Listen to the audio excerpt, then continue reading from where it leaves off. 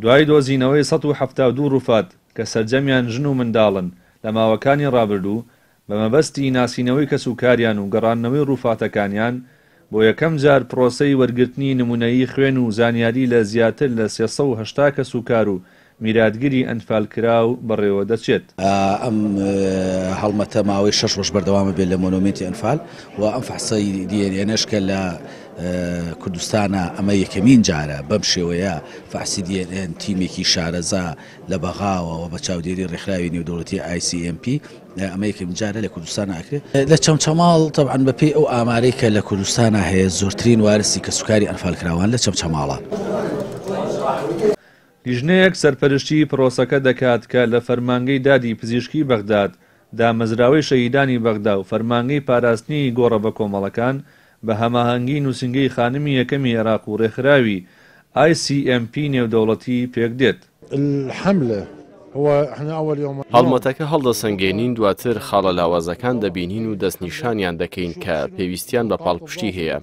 ئێستا لە قۆناغی یەکەمی هەڵمەتەکەداین دواتر بزانین چیمان پێویستە.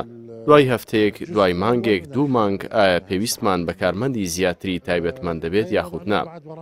ئێمە گۆڕستان هەیە سەردانمان کردووە کە ئاماژە و تابلۆیان لە سەرادەری دەخەن پەیوەستن بە ناوچەی چەمچەماڵ.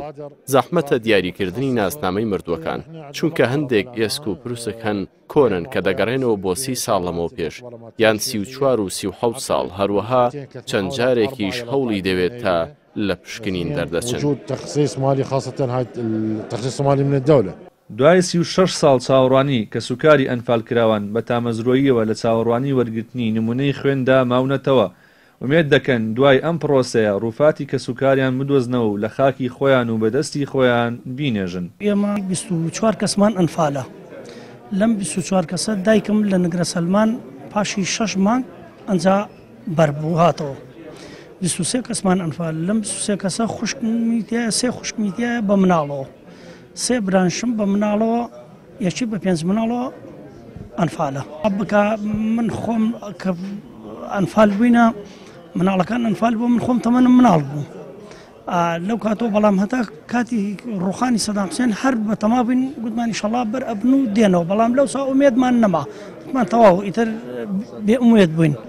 لە 1970 لە پرۆسەی بەدناوی ئەنفالە لە سنووری قلاسیوکە من دایکم خەڵکی گوندی هەیدەربەگن بە لەگەڵ باوکماوان ژمەژنەوە ئەوەیان کردووە کە سوکارەکەی ئەم لەو پرۆسەیە بەرشاڵای ئەنفال کەوتن خاڵمیتیایە تۆفێق لەگە ماڵناڵکەیە پوریشمیتیایە. پرۆسەکە ڕۆژی شەممە دەستی پێ کردووە و تا هەفتەیەک بەردەوام دەبێت لە یەکەم ڕۆژیشیدا بە سستی بەڕێوە دەڕوات لە ئەگەری تاو نەبوونی کارەکانیشی کاتەکەی درێژ دەکرێتەوە.